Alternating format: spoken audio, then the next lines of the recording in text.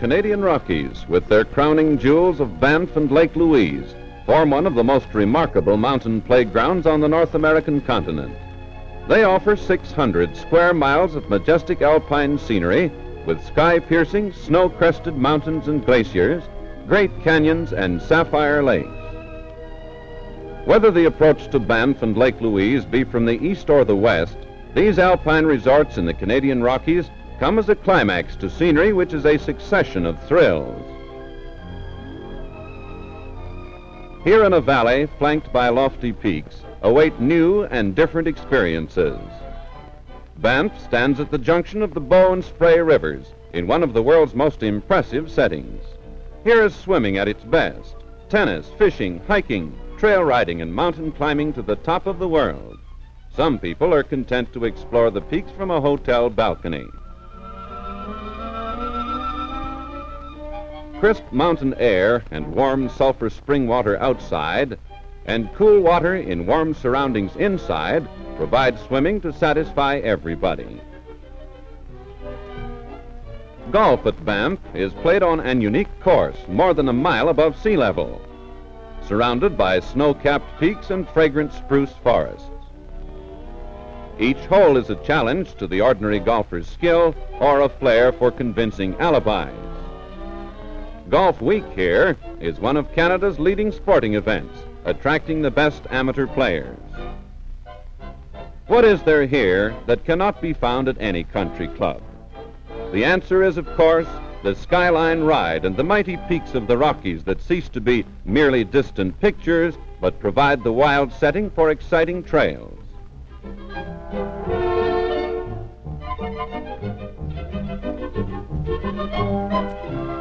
Banff is the starting point for the riders who find new adventures on every trip, far into the woodlands that pack the slopes.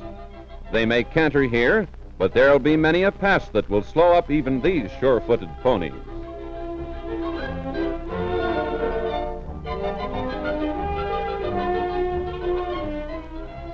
In the foothills at the Morley Reserve, the primitive, colorful past lives again to the beat of the tom-tom. These are braves of the Stony tribe, and they cling to their traditions. Except that this practical mother dresses her papoose in the latest mail-order styles for babies. Then to the trail again. Amateur explorers and professional guide have many miles to ride to reach Banff in the valley before darkness descends upon the mountains.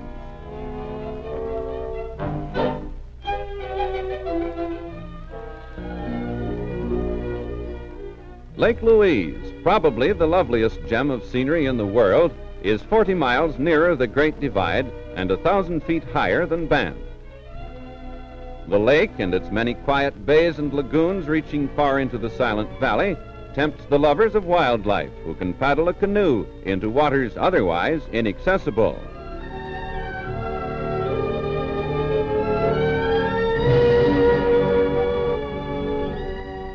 On all sides, almost every type of game in the Canadian wilderness abounds, from the smaller animals to the majestic moose. He's just beginning to grow his horns, and he's less than majestic without them, but he's young. Then, of course, there's fishing, and due to sensible regulation by the Canadian government, these lakes and their tributaries are full of game fish, from the rainbow and cutthroat trout to the huge lake trout that may weigh as much as 50 pounds. There's a strike, and now a battle against light tackle and the skill of both the angler and the guide with the landing net. Give that fish an instant with slack line and he'll get away, or let him run under the canoe and he'll chafe the line in half on the keel of the boat. The man with the net has to be an expert, but that's the time.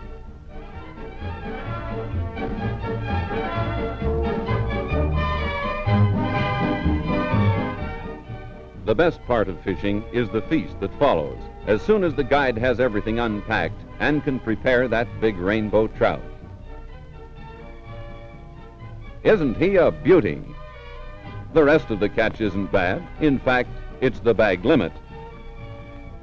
Imagine the aroma of balsam chips blazing, the thin blue smoke from bacon fat, and the rainbow trout sizzling to a golden brown. No millionaire could buy all this in any restaurant on earth.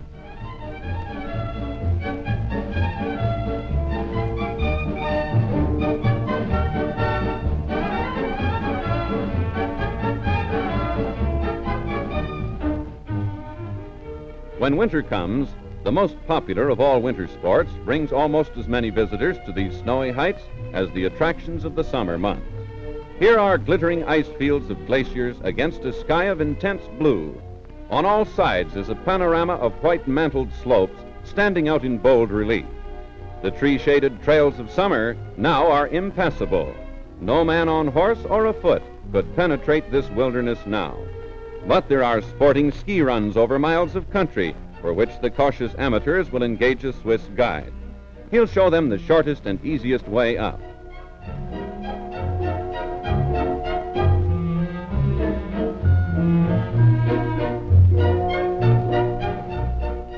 They need a rest and refreshment after following him on these slopes.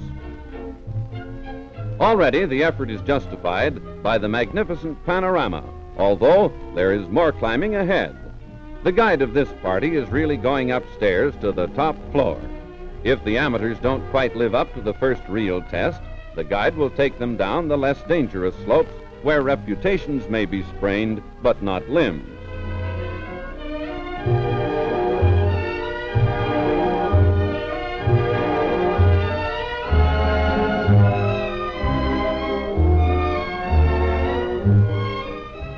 The top, 10 miles to the valley, 20 minutes for the expert, but that means daring jumps into the blue and literally flying.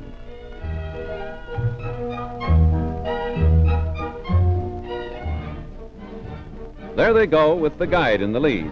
There are many runs where terrific speed is attained with perfect safety, so smooth is the snow and so expert the guide in avoiding those hidden obstructions that can bring disaster.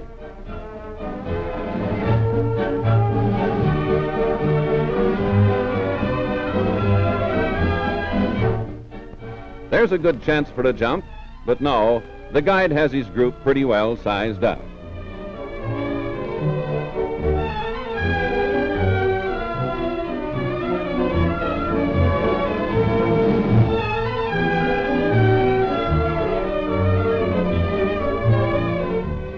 They have only a few spills, and they'll remember this run as a thrilling high spot of the entire winter season.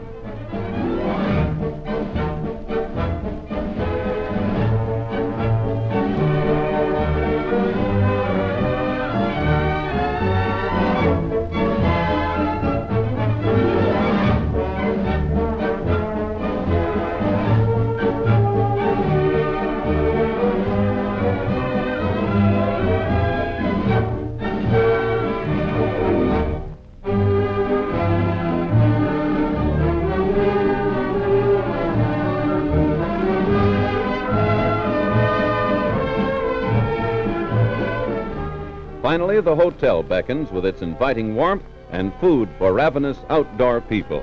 Here is found the peace and majesty of a mountain-guarded inner world. The entire region in the heart of the Canadian Rockies is, in truth, the St. Moritz of North America, surrounding Banff and Lake Louise the Beautiful.